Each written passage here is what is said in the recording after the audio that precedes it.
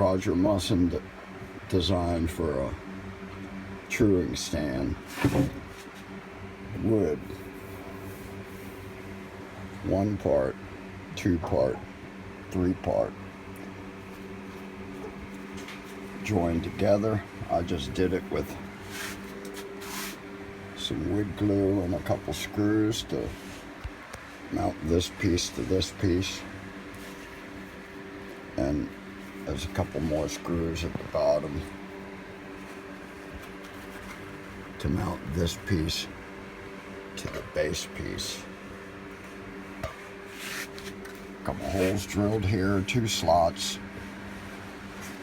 piece of wood with the gauge that you get when you buy his book. It's in there. You can just print it out, cut it, use it. I had to modify this because the board should be that much wider, but I couldn't find it, so I just modified that so that this base can slide fully out to handle a 170 dimension axle. I don't plan on doing that, but I made it so it can be done. You never know what's going to happen, do you? You might. Now he, I think in his description, he has this made out of steel, and he cuts a slot in it and rounds it. I had some plexiglass, so I basically super glued together 2, what is that, 5 mil, 3 mil pieces, which I cut, and it's easier to work with, and it's perfectly straight. And these things are just held in to the upright towers with a countersunk screw. It's a bolt, sorry, not a screw. So you can loosen that bolt, and you can swing these pieces down so that the tips are protected when you store this thing. Can come completely apart. I usually take the towers off, hang the base plate up on the wall with that. There's some hooks up there for it. And then these go in a plastic box. This is an indoor-outdoor shop, and sea air turns stuff to crap, so I have to take extra precautions with everything. Anyway, you cut these pieces, screw them together. He gives you the dimensions. The plans are in his book. Tells you how to do this, but I don't have all the tools I need, so I did what I could. And those slots are kind of ugly, but they're functional.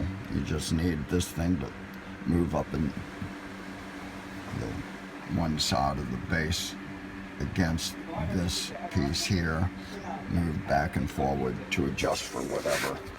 Set up obviously for a rim brake axle, 100 mil. This front, and that one 130, so you can open it more and do the rear wheel. And put it on these little pedestal risers. And once again, if I had better tools, I could have made those risers perfectly flat, but I didn't. So I just made up the difference where it rocked a little bit with a piece of paper. That's all it was off. And now it's stable and level. This here, you don't clamp it hard. It's very little clamping pressure required. Just enough to hold it in there. That's all you need. It's just resting in there. These are the pieces. Also his design. It's all in the book. I modified it and I put these bolsters on either side. Now I had to make, I don't have the right wood. I use what I have. So the wood I used is only this wide.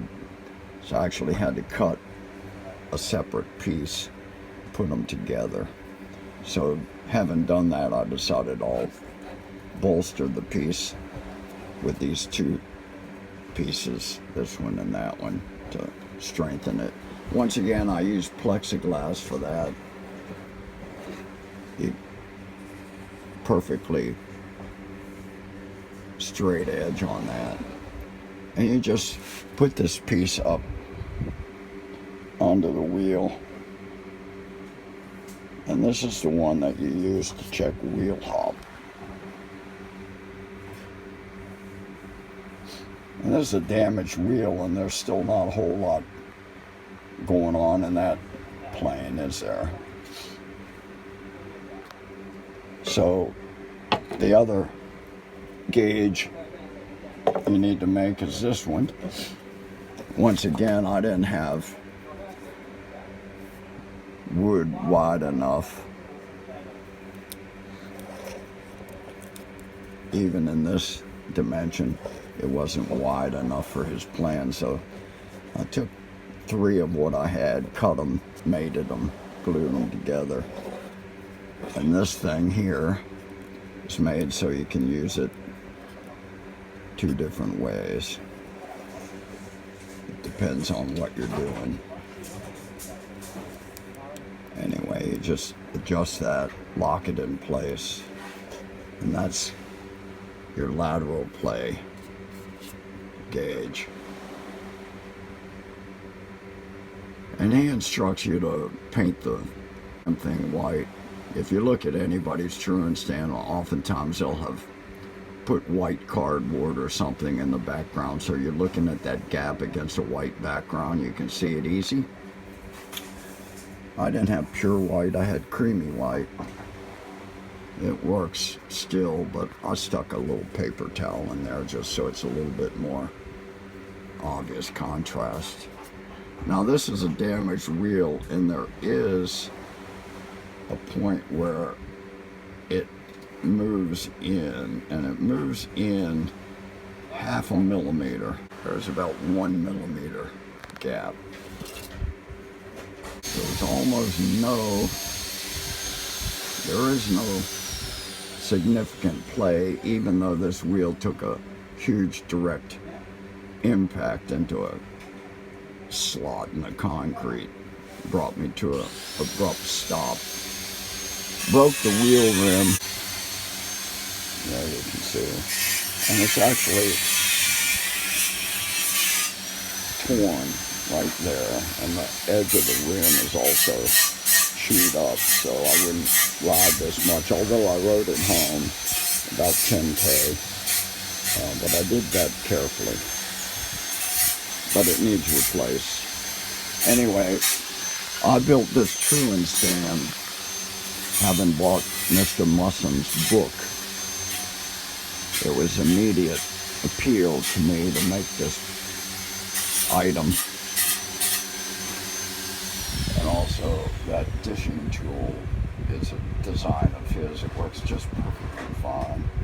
It's made once again from stuff I had. I had some leftover laminate flooring, and I doubled it up so it's not going to twist. Again, plexiglass for the footers. And an old, this thing slides up and down between these two. And there's a magnetic strip I glued to the back, to the face of this board. And that thing just sticks to the magnet, but it'll go up and down. It works fine. Yay for Roger Musson. I love stuff like that. You should buy Roger's book. It's cheap. It's $9. It's online. Read it.